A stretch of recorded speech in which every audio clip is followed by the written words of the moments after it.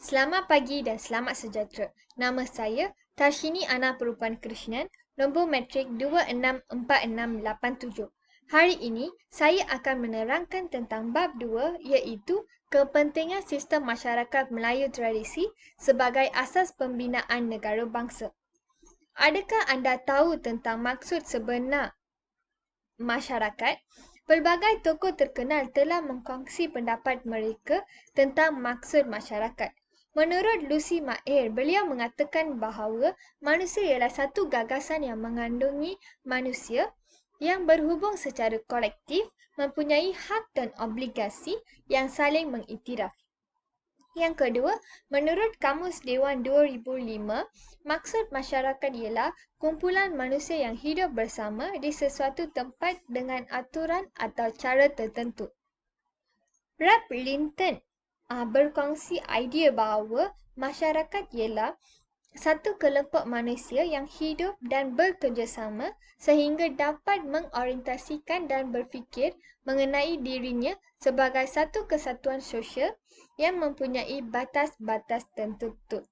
Akhir sekali, Nick Shafian Karim berkongsi pendapat bahawa masyarakat ialah satu kumpulan manusia yang mengandungi kecil, besar, tua, muda, lelaki dan perempuan.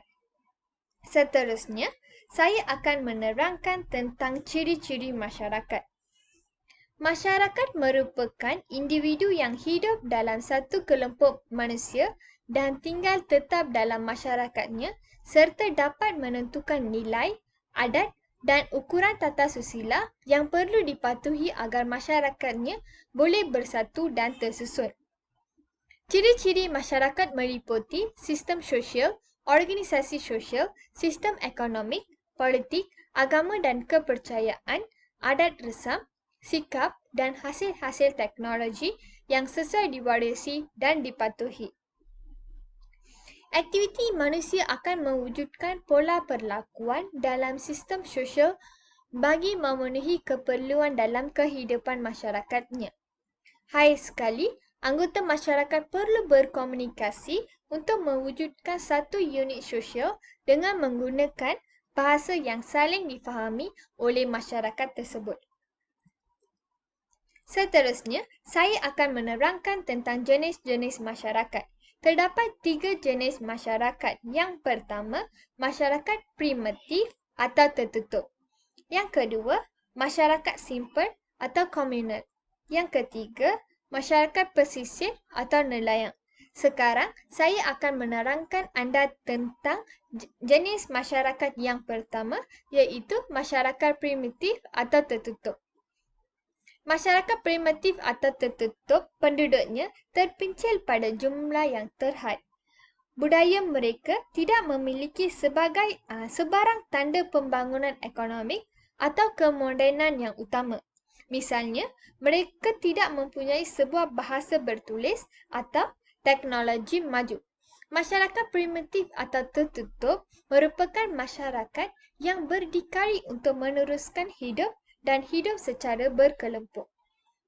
Seterusnya, saya akan menerangkan tentang masyarakat simple atau komunal. Masyarakat simple atau komunal mempunyai jumlah penduduk yang kecil. Hal ini menyebabkan tidak wujud pembagian kerja dari segi ekonomik. Lebihan hasil ekonomik akan dijual. Masyarakat simple atau komunal merupakan anggota masyarakat yang menilai diri masing-masing dan anggota lain dilihat seperti keluarga mereka sendiri. Individu adalah secara bersemuka, interaksi dalam suasana yang lebih dekat dan mesra. Masyarakat simple atau komunal hidup secara tetap dan mengamalkan semangat bekerjasama yang tinggi dan bergotong royong. Yang ketiga ialah masyarakat pesisir atau nelayan. Masyarakat pesisir atau nelayan merupakan masyarakat yang tinggal dan melakukan aktiviti sosial ekonomik yang berkaitan dengan sumber lautan.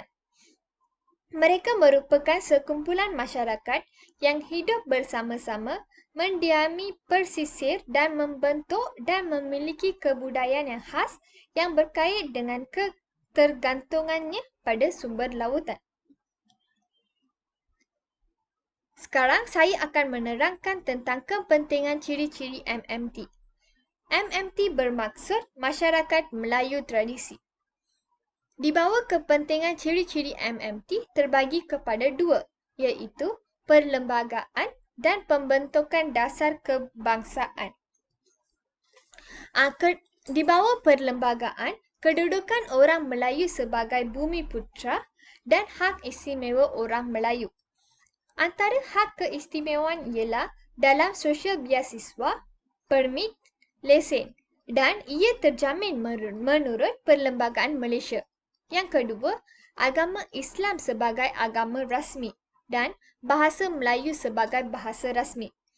Bahasa Melayu disebut sebagai bahasa kebangsaan persekutuan dan bukan hanya bahasa rasmi. Bahasa Melayu menjadi bahasa utama untuk semua urusan dan pentadbiran negara. Di bawah pembentukan dasar kebudayaan kebangsaan, ia merupakan identiti bangsa dan negara. Ia menetapkan satu rupa bangsa Malaysia, mempunyai satu cara hidup seragam dan mempunyai nilai budaya yang boleh diterima oleh semua pihak. Sekarang, saya akan menerangkan tentang ciri-ciri umum.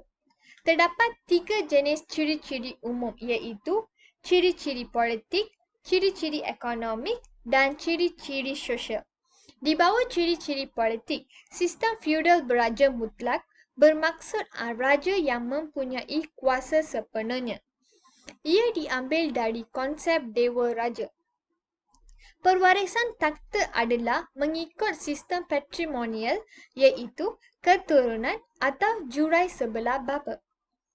Raja dibantu oleh para pembesar yang dikenali sebagai pembesar berempat, berlapan, 16, 32 dan seterusnya. Sistem pentadbiran dan perundangan yang digunakan adalah lengkap dan diterima pakai. Kerajaan Melayu Melaka mengamalkan Undang-Undang Laut Melaka dan Hukum Kanun Melaka.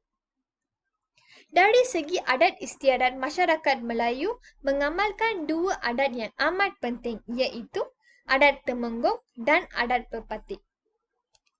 Seterusnya, saya akan menerangkan tentang ciri-ciri ekonomi. Di bawah ciri-ciri ekonomi, masyarakat Melayu tradisi mengamalkan sistem ekonomik sara diri dan menjalankan perdagangan dengan menggunakan sistem barter. Golongan rakyat mengerjakan tanah-tanah kepunyaan para pembesar. Hubungan mereka adalah berbentuk patron-client. Sistem kera juga digunakan bagi memastikan pihak rakyat mengerjakan tanah-tanah pihak berkuasa. Sistem kera dapat didefinisikan sebagai pekerjaan yang dilakukan tanpa diberi upah. Ia melambangkan taat setia dan pengorbanan rakyat terhadap pemerintahannya. Penduduk tempatan dan jajahan takluk merupakan pembekal kepada bahan-bahan perdagangan seperti bahan-bahan hutan iaitu aromatic woods, rotan dan juga bahan-bahan galian. Seterusnya, saya akan menerangkan tentang ciri-ciri politik. Di bawah ciri-ciri politik, hierarki sosio-politik yang jelas iaitu raja, diikuti dengan pembesar, rakyat dan akhirnya amba. Setiap hierarki digambarkan oleh cara dan pengamalan hidup yang khusus. Raja mempunyai pantang larang tertentu yang merupakan lambang status. Sistem sosial yang wujud adalah rigid. Rigid membawa maksud individu yang sensitif. Mereka memerlukan masa untuk menerka dan menyesuaikan diri di sesuatu tempat atau keadaan yang baru. Adat resam menjadi alat kawalan sosial yang sangat berkesan. 2 adat yang diamalkan oleh masyarakat Melayu iaitu adat Temenggung dan adat Pepati. Sekian sahaja daripada saya. Saya amat bersyukur kerana dapat berkongsi ilmu dengan anda. Saya berharap ilmu yang telah saya kongsi akan memberi manfaat kepada semua orang. Sekian, terima kasih.